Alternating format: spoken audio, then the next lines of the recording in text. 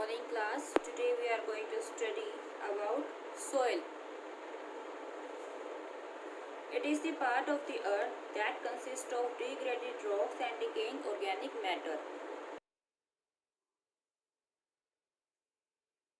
ये अर्थ का वो पार्ट है जिसमें टूटे हुए रॉक्स और जो ऑर्गेनिक मैटर सड़ रहा होता है वो इसके अंदर होता है।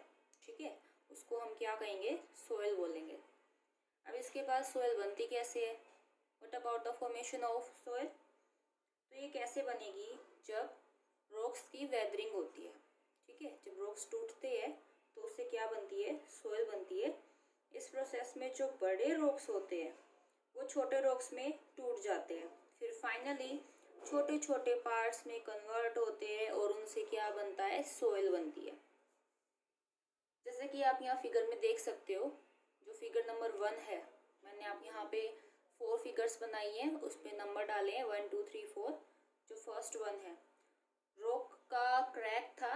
ठीक है, बीच में से क्रैक था ये रॉक, वहाँ पे वाटर कलेक्ट हो गया है, बारिश आती है या किसी और वजह से क्या हुआ है, वहाँ पे पानी जमा हो गया है। ठीक है, सेकंड फिगर में क्योंकि आपको पता है कि जो वेदर है वो चेंज होता रहता है, कभी गर्मी होती है कभी सर्दी होती है ना, कभी बरसात का मौसम होता है, तो जो वाटर है वो फ्रीज हो गया है सेकंड फिगर में, और इसकी वजह से क्या होगा? एक्सपेंशन होएगी, जिससे कि जो क्रैक है वो और चौड़ा हो जाएगा। ठीक है, नंबर 3 फिगर में आप देख सकते हैं कि जो आइस है वो जमा होती जा रही है और इसकी वजह से जो क्रैक है वो और डीप होता जा रहा है। ठीक है, तो ये डीप होता होता ये जो क्रैक है जब ये एक्सपेंड करता है, कॉन्ट्रैक्ट करता है, ठीक है, तो इसकी वजह से क्या होगा? जो रॉक है वो अल्टीमेटली टूट जाएगा। जैसे जैसे वेदर चेंज होते रहते हैं उसके हिसाब से कभी पानी बन रहा है, कभी आइस बन रही है, उसकी वजह से और जो रॉक का जो क्रैक है वो और गहराता जा रहा है।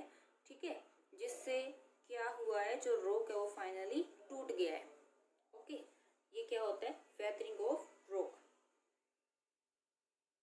अब हम बात करते हैं फैक्टर्स की। भाई क्या क्या फैक्टर्स रिस्पॉन्सिबल है वेदरिंग प्रोसेस के लिए? एक तो होता है भाई फिजिकल फैक्टर्स, दूसरा होता है बायोलॉजिकल फैक्टर्स। ठीक है, बायोलॉजिकल फैक्टर्स के अंदर आपको पता है कि लिविंग ऑर्गेनिजम्स आएंगे। ठीक है, जैसे कि लाइकन एक्सेट्रा। फिजिकल फैक्टर्स के अंदर नॉन लिविंग फैक्टर्स आएंगे, जैसे कि टेम्परेचर है, विंड है, रेन वाटर एक्सेट्रा। ठीक है, फिजिकल फैक्टर्स जैसे कि वाटर है वो उसके अंदर चला जाएगा रॉक के और उसकी वजह से क्रैक्स हो जाएंगे।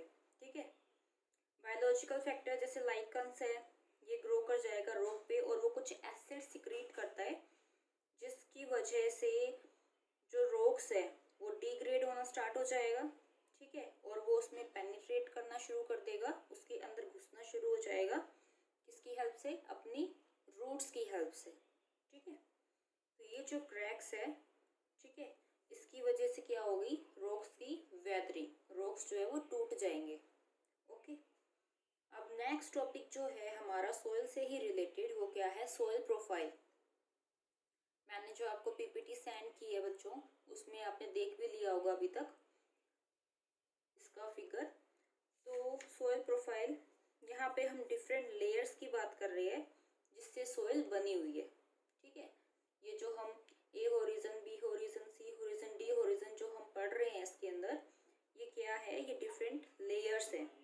ठीक है, सबसे पहले ए होरिजन, ये टॉप सोइल होती है जो सबसे ऊपर पाई जाती है। ठीक है, जिसमें हम प्लांट्स वगैरह की ग्रोथ करवाते हैं। ओके, ये जो सोइल है ये ह्यूमस में रिच होती है और इसी लेयर के अंदर प्लांट की रूट्स होती है। ठीक है, जो बी होरिजन है ये वो लेयर है जिसके अंदर मिनरल्स होते हैं। जो सी होरिजन है ये बी होरिजन के नीचे होती है और इसके अंदर अनकॉन्सोलिडेटेड पेरेंट मटेरियल होता है, मतलब कुछ टूटा फूटा रॉक्स होंगे इसके अंदर। ठीक है, जो डी होरिजन है ये सी होरिजन के जस्ट नीचे होगा और इसके अंदर बहुत बड़े बड़े रॉक्स होते हैं। ठीक है, अब इसके बाद हम बात करेंगे कॉम्पोजिशन ऑफ सोइल की। अब हम क्या पढ़ रहे हैं? Composition of soil. तो जो सॉइल है इसमें 4 टाइप के रॉक पार्टिकल्स होते हैं जो कि साइज में, लुक में, टेक्सचर में डिफरेंट होते हैं। इसके अंदर ग्रेवल आता है, सैंड पार्टिकल्स आते हैं, सिल्ट पार्टिकल्स आते हैं एंड क्ले पार्टिकल्स आते हैं। फर्स्ट वन ग्रेवल, इसके बारे में हम बात करते हैं। ये लार्जर पार्टिकल्स होते हैं और इनको हम हैंड से भी पिक कर सकते हैं। ठीक है, हैंड से उठाया जा सकता है इनको। इनका पार्टिकल साइज कितना होता है? Greater than 2 mm in diameter. ठीक है। सैंड पार्टिकल्स जो सेकंड है वो क्या है? सैंड पार्टिकल्स ये कोर्स होते हैं टच में एंड इनका पार्टिकल साइज रेंज कितनी होती है? 0.05 mm से लेकर 2 mm तक। ठीक है, इन्हें नेकेड आई से देखा जा सकता है। Third one silt particles. ये जो सॉइल पार्टिकल्स है इनका पार्टिकल साइज कितना होता है? 0.005 से लेकर 0.05 mm तक। ठीक है। क्ले पार्टिकल्स, फोर्थ वन क्या है अपना? Clay particles. ये स्मॉलेस्ट सॉइल पार्टिकल्स होते हैं और इनका साइज 0.005 mm से भी कम होता है और ये हमें हार्डली विजिबल होते हैं। ठीक है, अब हम नेक्स्ट टॉपिक पर आ जाते हैं which is type of soil. अब बच्चों जो टाइप ऑफ सॉइल है ये अपने पास है 3 टाइप की। पहली sandy soil, then clayey soil, then loamy soil. जो सैंडी सॉइल है इस सॉइल के अंदर large amount of sand particles होते हैं एंड स्मॉल क्वांटिटी में सिल्ट एंड क्ले होता है। ठीक है, ये बहुत ज़्यादा पानी को होल्ड नहीं कर सकती इस टाइप की सॉइल। इसके बाद क्लेई सॉइल, इस सॉइल के अंदर क्ले पार्टिकल्स होते हैं एंड कुछ स्मॉल क्वांटिटी के अंदर ह्यूमस एंड सिल्ट होता है। ये वाटर को तो होल्ड कर सकता है लेकिन एयर को ट्रैप नहीं कर सकता। ठीक है। इसके बाद है लोमी सॉइल। जो लोमी सॉइल है इसके अंदर सिल्ट होता है, सैंड होता है और अच्छी क्वांटिटी में ह्यूमस होता है। ठीक है, तो इसकी अच्छी वाटर होल्डिंग कैपेसिटी होती है एंड एरेशन भी अलो करता है ये रूट्स को। ये डार्क इन कलर है क्योंकि ह्यूमस इसमें बहुत अच्छी क्वांटिटी के अंदर होता है। ठीक है, ये ब्राउन कलर का होता है जो ह्यूमस है, डार्क ब्राउन। तो इस वजह से जो लोमी सॉइल है इसका कलर भी डार्क होता है। ओके, और ये वाली जो लोमी सॉइल है ना ये बहुत अच्छी मानी जाती है प्लांट्स की ग्रोथ के लिए। ठीक है,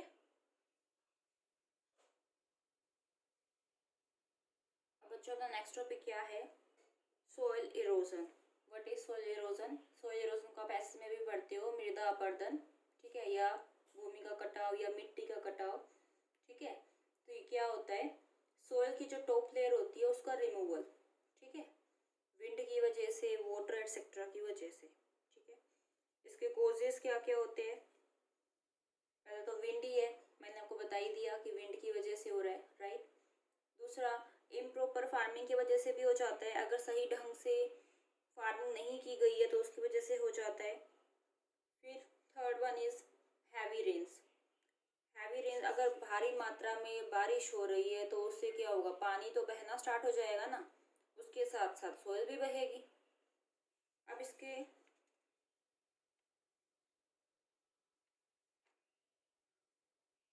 चौथा जो पॉइंट है वो बहुत इंपॉर्टेंट है। ह्यूमन एक्शंस की वजह से भी सॉइल इरोजन होता है। ठीक है, जैसे कि अगर वो अर्बन सेक्टर को एक्सपेंड कर रहे हैं तो वहाँ पे जो कुछ भी है प्लांट्स वगैरह उसको तो वो हटा ही देंगे वहाँ से, राइट। तो इसकी वजह से भी क्या होता है? जो टॉप सॉइल की लेयर होती है वो हट जाती है। Fifth point dust storms. जो तूफान आते हैं मिट्टी वाले, ठीक है, उसकी वजह से भी क्या होता है? एक जगह से सॉइल हट के दूसरी जगह पे चली जाती है। तो जिस जगह से हटी है सॉइल वहां तो क्या हो गया? सॉइल इरोजन हो गया ना वहां तो। इसके बाद नेक्स्ट है फ्रीक्वेंट फ्लड्स। जहाँ पे बहुत ज़्यादा बाढ़ आती रहती है तो वहाँ पे तो सॉइल इरोजन होता ही है। ओके, इसके बाद इसके इफेक्ट्स, आखिर इसके प्रभाव क्या क्या पड़ते हैं? सॉइल इरोजन क्या होता है, इससे कोज क्या है वो हमने पढ़ लिया, जान लिया। अब इसके इफेक्ट्स, इसके क्या प्रभाव पड़ते हैं? तो जो फर्टाइल सॉइल होती है उसका लॉस हो जाता है, क्योंकि मैंने आपको बताया था कि जो टॉप सॉइल होती है यानी ए होरिजन वाली, उसी में जो प्लांट की रूट्स होती है वो एम्बेडेड होती हैं, है ना। तो जो फर्टाइल सॉइल है जिस पे प्लांट्स ग्रो कर सकते हैं वो तो हट गई। दूसरा है लैंडस्लाइड्स।